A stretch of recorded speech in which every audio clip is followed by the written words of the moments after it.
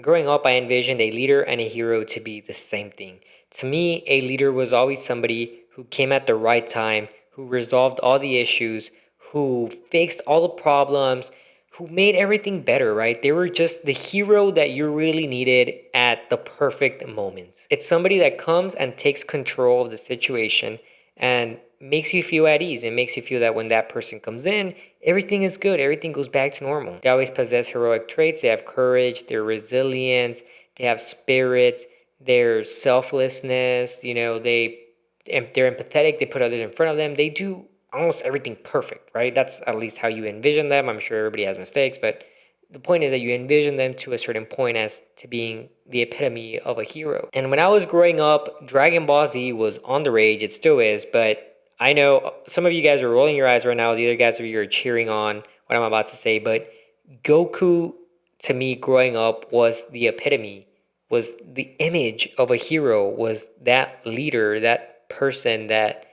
always came at the perfect time and saved the day. And if you've seen the show, then you know. But if you haven't, then the point is that he comes in at the worst time, basically, because everybody's all beat up. But he comes in, and the moment he gets there, everybody thinks and everybody knows, okay, everything's going to be good now. Everything's going to be okay. We're good. We're saved. The story's going to move on to the next chapter. Something crazy is going to happen. But that was the point. The point is that he would come in and everything would be better after that. And you may be thinking, well, that's a fictional character. It's not something that happens all the time. It's not like you always find yourself in these scenarios. Well, I'm going to give you an example of a real life scenario, something similar, but of how impactful having a leader be that hero really is. So this is a small little story about Chesty Puller, who is considered the most decorated Marine. And the story goes that he finds himself and his battalion surrounded in the Battle of Chosin Reservoir, which means that they're in a battle and the enemy is surrounding them in a circle, right? So they're enclosed essentially and they're moving in on them. And Chesty Puller and his squad are right there in the middle and everybody's creeping up. He probably doesn't know what's going to happen. He's probably scared. His entire battalion is scared. His platoon is scared. They all think they're going to die. And right when they're about to enclose them, Chesty Puller says, all right, they're on the left, they're on the right, they're in front, and they're behind us. They can't get away this time. And that quote, which I'm sure there was more, but the story goes that quote, all right, they're all around us. They can't get away now. And you think, what the heck?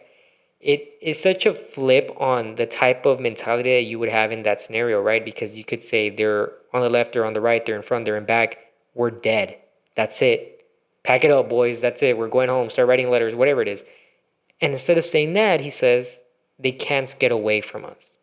Meaning, okay, they should fear us at this point.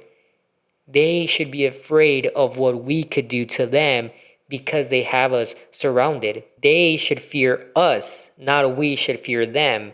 We were lucky enough that they gave us the pleasure, the opportunity to surround us so that we can escape. The Chosin Reservoir is regarded as one of the most brutal battles. Read into it if you haven't. It is insane. There's so many casualties. It's sad. And it's one of those battles that you don't think about often because on how fast the Korean War ended compared to, more modern wars. But if you go back and the amount of casualties from both sides was enormous. So in this battle, the Chinese suffered 35,000 casualties. So they surrounded the battalion. They suffered 35,000 casualties.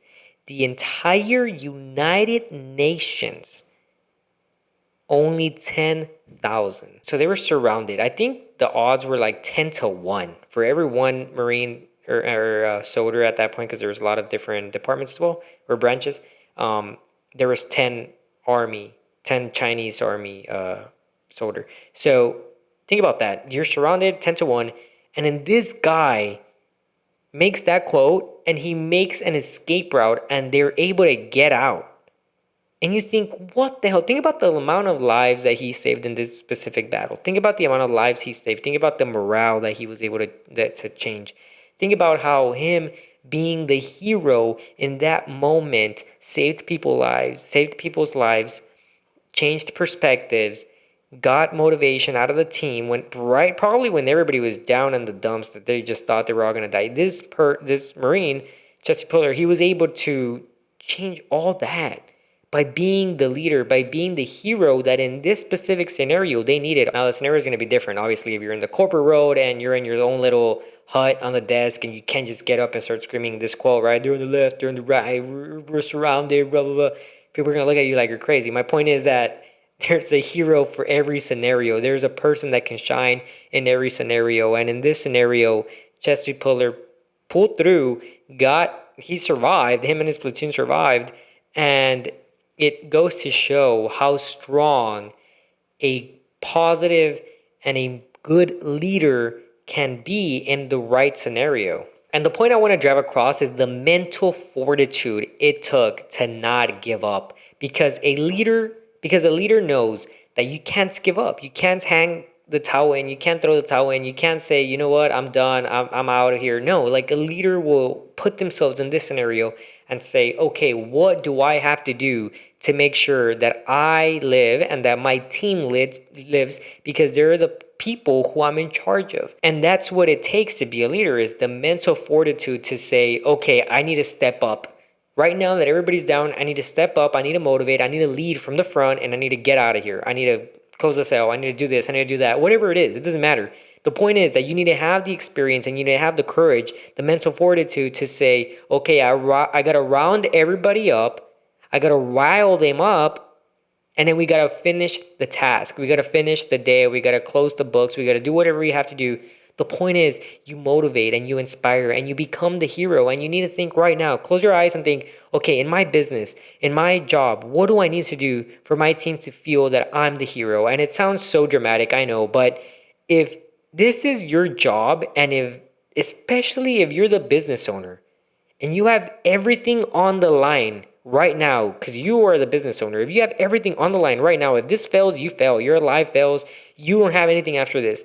If you are this person right now, think about what you need to be the hero that your team needs or that your family needs. Because at the end of the day, you're providing for your family. Whether you're the business owner or not, your actions are directly going to impact your family. So you need to make sure that you are the hero that maybe you don't need or your team needs, but maybe your family needs. And what are you going to do as the hero to make that happen, right? What traits, what actions, what steps, what long hours, what less hours of sleep, whatever you have to do, what of those actionable steps do you have to do? What changes in your mindset?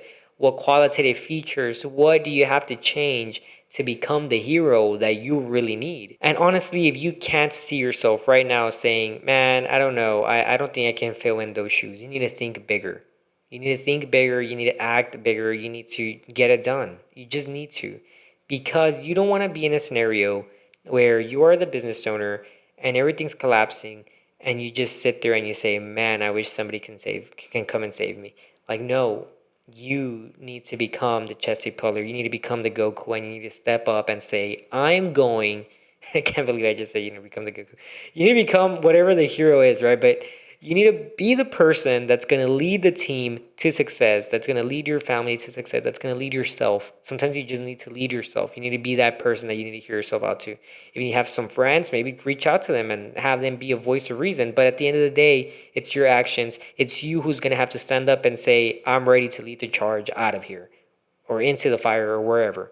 But you need to be the hero that you need for yourself or for whoever. Lastly, I'll emphasize the importance of being selfless, because being the hero also means passing on the torch. It means that if there is success that stems from somebody else, you give them gratitude. If there is already a moment where somebody's stepping into that leadership position, you pass them on the torch. You never take credit for the success of others. You give credit to them, to the people who did the task, even if it's the frontline workers and you feel that, oh, well, I'm the manager and I should benefit because I changed the processes. No, you give benefit to the frontline workers because they were there, and the leader understands it, and the leader is selfless, and they are willing to give credit that maybe is part of theirs, but they give it all to the workers who are there in the front, because they know at the end of the day, they're the ones that are working longer hours. They're the ones that are actually physically doing the labor. And that's what you want. You want to encourage positive behavior from them. And I'll just say this, don't ever say that the team was successful because of you, even if it may be partially true. Always say that it was because of the team that did it. And just remember that you're not a tyrant. You're a leader. Be the hero and be that person that people want to emulate and be like.